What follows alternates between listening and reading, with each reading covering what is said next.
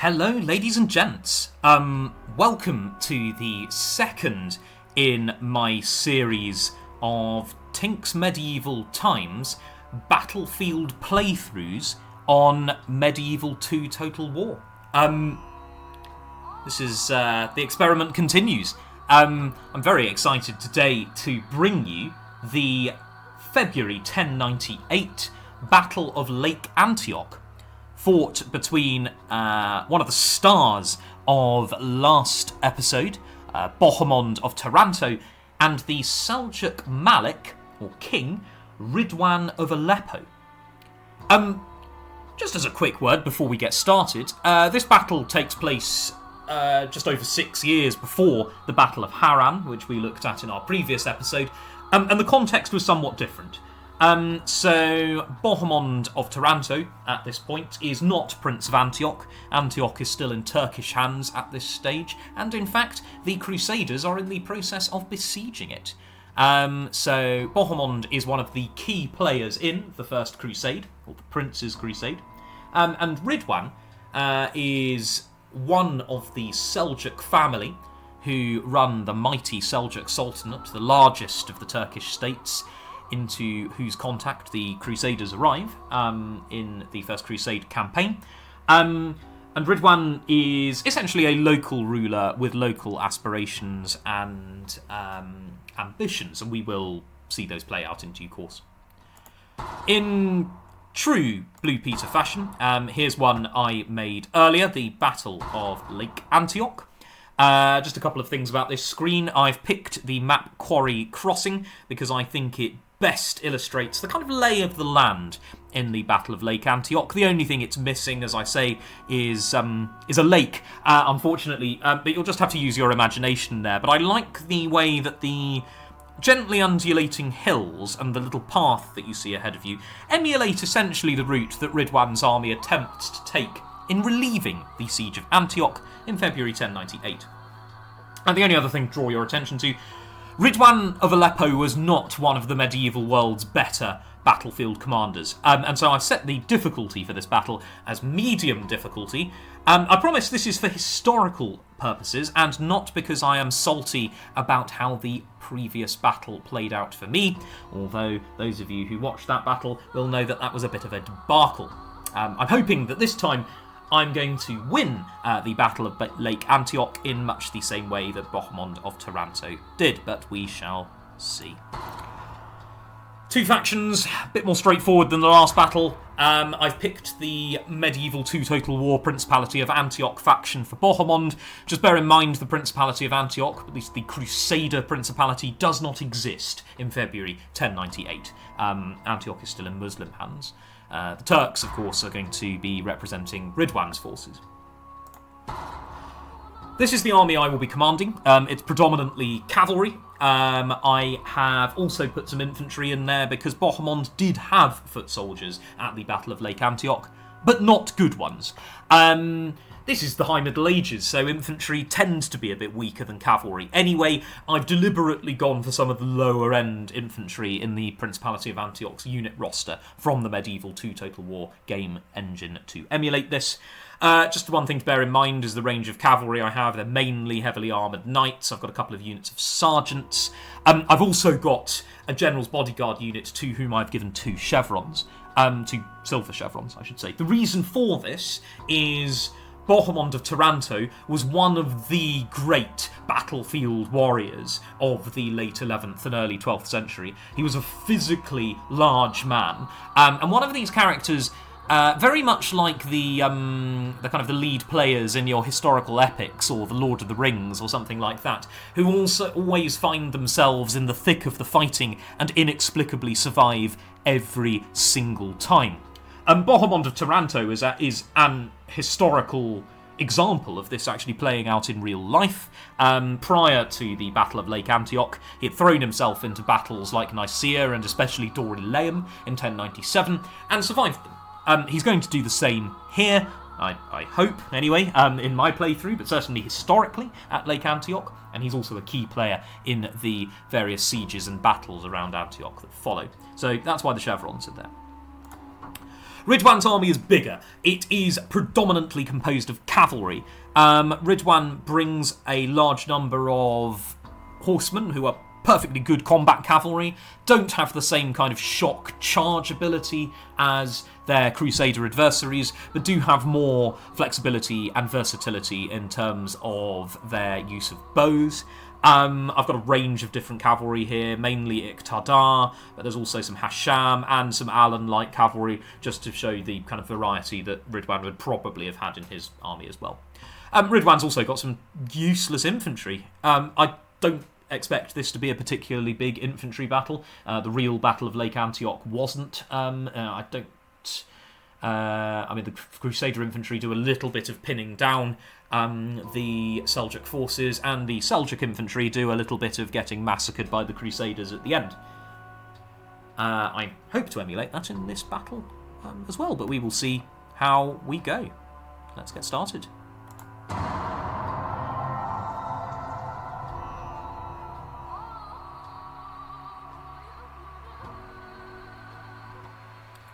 Ready yourselves, ladies and gentlemen, an inspiring speech by none other than Bohemond, Prince of Taranto. Over to you, Bohemond. Don't hang about.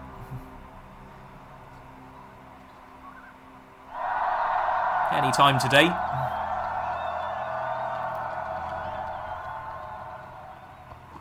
And now, put your trust in good steel and honest man. And let us march to whatever God wills. Oh, let us. Now, historically, as I've said, that's victory. Today, it might be victory. We shall see. Deployment, quite important in this battle. I am going to place my cavalry along this ridge. Bohemond's cavalry basically emerged out from behind a series of 6 hills. I will try and vaguely emulate that here. Obviously, there aren't 6 hills on this map, but you can try and imagine there are. Bohemond's elite cavalry were the last to spring the trap, and I have I've emulated that here. This is not through cowardice. This is simply because Bohemond wanted his knights and himself, the people he trusted most, to deliver the final killing blow to Ridwan's army as they made it along the road towards Antioch. And in the real battle of Lake Antioch, that's precisely what happened. I hope that in this one, I'm going to be able to achieve the same thing. I'm going to move the infantry back a bit, bottom there. They might be relevant to this battle. They were in the real battle, so we'll see how we go. Finally, I've got this lovely unit of Armenian archers here, and these guys, I hope, are going to bait Ridwan across the river. Let's see if Ridwan takes the bait, as he did historically in February 1098.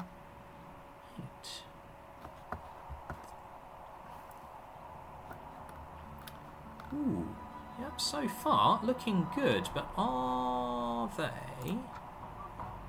they going to cross the river? Let's put his infantry first. Ridwan historically didn't do that because even he realised that they weren't the most effective part of his army. We'll see how we go. I might have to try and bait them across the river. I am the defender in this battle, so they're ultimately going to have to cross the river if they don't want to lose, but just for you viewers, to make this a bit more exciting, if today's Ridwan decides not to come to me, I suppose I'll have to bite the bullet and go to him instead. But let's see how we go for starters. Peppering some of these horse archers with arrows. They're not presently returning fire. Ridwan's army in the real battle actually just bundled across this river, which represents the Orontes, river that stretched around Antioch itself on 3 sides. As I said at the beginning of the episode, there should be a lake here. There isn't. If you could just use your vivid imaginations and pretend that this area is a lake, that would be useful. Well, so far, I mean, historic Ridwan took the bait in a way that today's Ridwan didn't, but he's losing men, and I'm not, so speed this up a touch. Wait until Ridwan actually does something. In the meantime, I'm quite happy to sit here and shoot him until the old Armenians run out of arrows. Then we will have to plough in.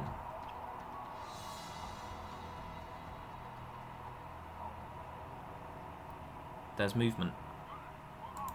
There's movement.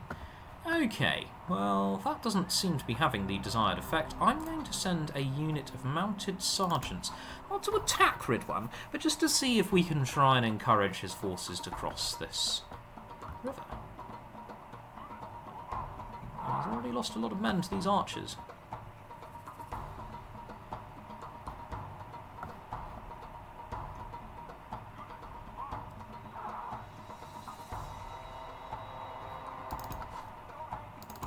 Okay, they're attracting fire. If I withdraw, will they follow?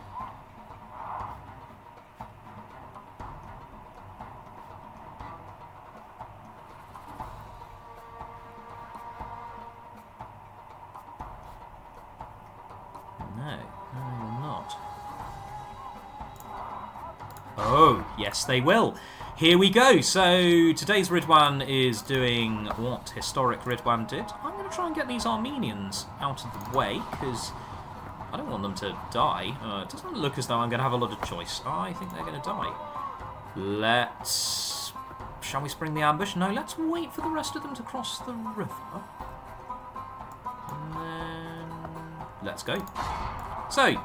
this is all playing out exactly as I'd hoped it would, actually. And you can see that Ridwan's army is all bunched together here.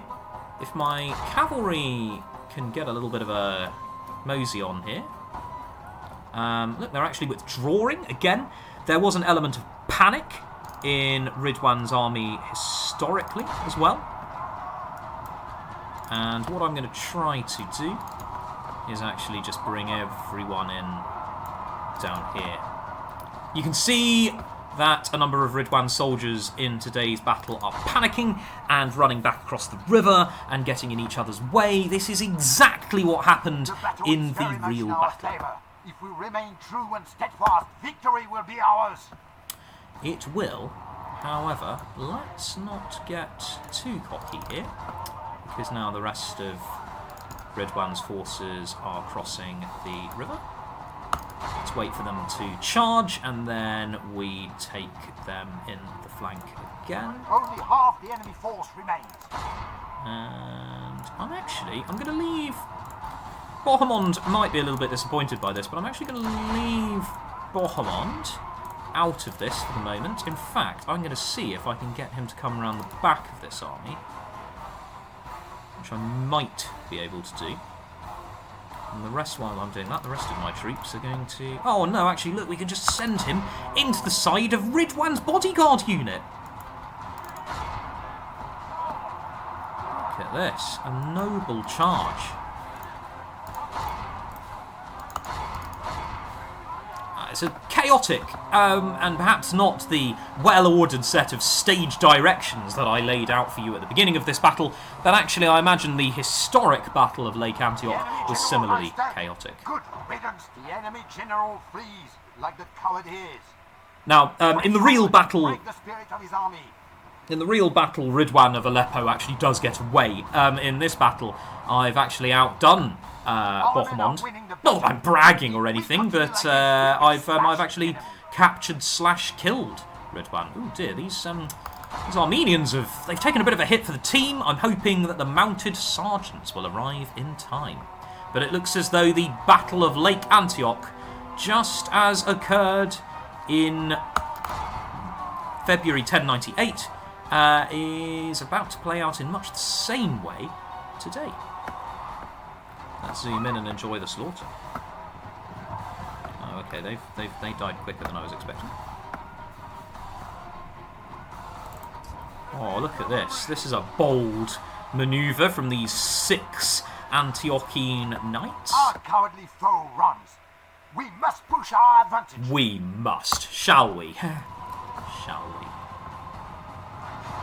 So, ladies and gentlemen, the tail end of the Battle of Lake Antioch. Unlike my episode on the Battle of Haran, I've got to say this played out almost exactly the way the battle played out historically. Firstly, in that I won, or should I say Bohemond of Taranto won, but also actually just observing the tactics that played out here. Ridwan's army fought in exactly the way that it did historically in the battle. It bunched up, it was outflanked by numerically inferior forces, and ultimately it was pretty much, if not wiped out, at least broken and driven from the field. The only difference in today's battle is that Ridwan of Aleppo was killed, which did not happen in the real battle in February 1098. In fact, Ridwan will be awed by our victory. I'm sure all of Christendom will be, absolutely. But historically, Ridwan of Aleppo survives this battle and actually lives until 1113,